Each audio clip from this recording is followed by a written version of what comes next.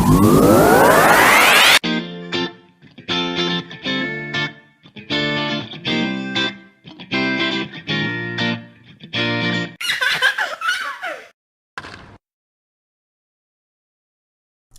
Twins territory, Guan Yu 15 here, and I'm here with your 2042 opening day Twins pitcher and catcher, Leander and Adonis Banks, and we're going to talk Twins for as long as they let me before they don't want to be here anymore. It's Twins on Twins. So, a couple quick things to get to before they get upset and no longer be here. Big news, a homeboy favorite, Justin Morneau is coming back to the Twins. He's not going to play for us, unfortunately. He's kind of retired at this point. He's going to be a special assistant, but it's always nice to see the guys who you grew up with. And hey, how's it going? It's always nice to see the hometown favorites come back and with the club. Minnesota Twins known for their loyalty to players, and it's great to see that going. You might know Morneau back in 2010 injured himself in a concussion actually playing for us, and since then he kind of went off and did some things. Great to have him back though. 2014 he was actually the NL National League batting champion, which is kind of cool. I think he still thinks he's got some good years in it, but left. But you know, the people weren't calling except for the Twins for a special assistant. Not sure what he's going to do, but just having him on the clubhouse is going to be great, especially with some of the young guys. Here, what else? You need this other bat? He's going to be a switch hitter. That's how you know. Yeah, switch hitter. Okay, what else we got?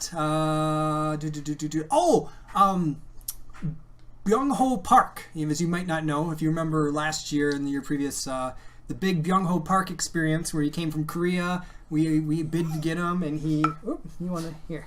You want the glove? You have the glove. You don't want the glove at all? No? Okay. He's gone. He spent. You remember he kind of got injured a little bit, and last year he was on our AAA affiliate most of the year. He's returned to Korea. He's back. He's going to be being back in Korean baseball in 2018. His home country. Things didn't go great for him up here. It was a fun experience. The Twins did a good job with him. He just never really performed like he did in Korea. A lot of strikeouts, a lot of home runs to go with it, which is kind of fun.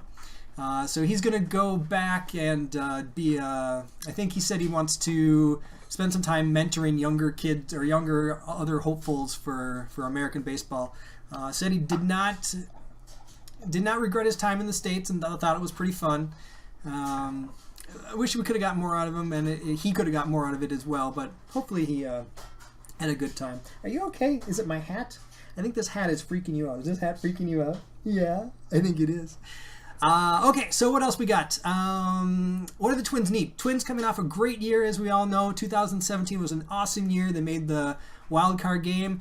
And you can't tell me you thought after the first inning in that game that wasn't our year. 4 runs, chasing the Yankee starter off the mound. Oh, these guys were nursing at that time, and I was jumping up and down in super excitement, but of course quietly so that I didn't wake them.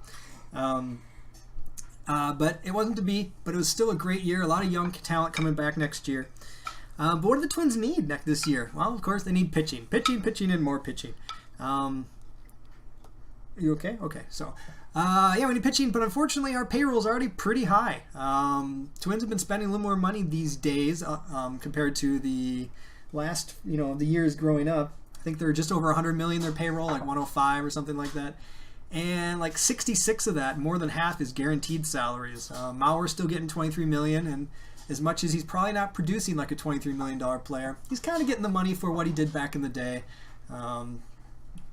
And let's face it, everybody loves Joe Mauer. He's the face of the franchise, and it's going to be great that the M&M boys are going to be reunited now again. Santana, Phil Hughes, they get the lion's share after that. I think they make 27 between them two, and Dozier and Castro make like 17 as well. And the rest is kind of, oh, hey, how you doing? The rest is people making not as much money as they probably should, but, don't hit your brother. You okay? Oh, no. Okay, no more bats for babies. But what do we need? We need pitchers. We picked up Rodney, Fernando Rodney. He's been in the game for about 15 years. He'll be a good reliever. You might remember from his time in the Tigers. And we're running out of time here. Zach Duke, we got him. He's been around for 13 or so years. So that brings some experience into our bullpen because we don't got a lot. It's pretty young, but some exciting stuff there. Which basically just leaves our starting rotation, right? We got Santana and Barrios. They're gonna start us off. They're gonna be the core, and then we need somebody else, right? We got the usual suspects that kind of from year to year fill in when we can, and they fill in when they can. But it would be really great to get a marquee pitcher, spend a little bit of that extra money. I think we're gonna have like maybe 17 million or something left after salaries. Spend a little bit of that, get a marquee pitcher that's gonna get us an additional 10 wins or so. Every year, and the Central is pretty tight, but the Twins are really showing that the young talent is coming through. Buxton had a really slow start of the year last year, but ever since he changed that hitting stance, great to see him out there hitting. Yeah, you guys, you pretty much done.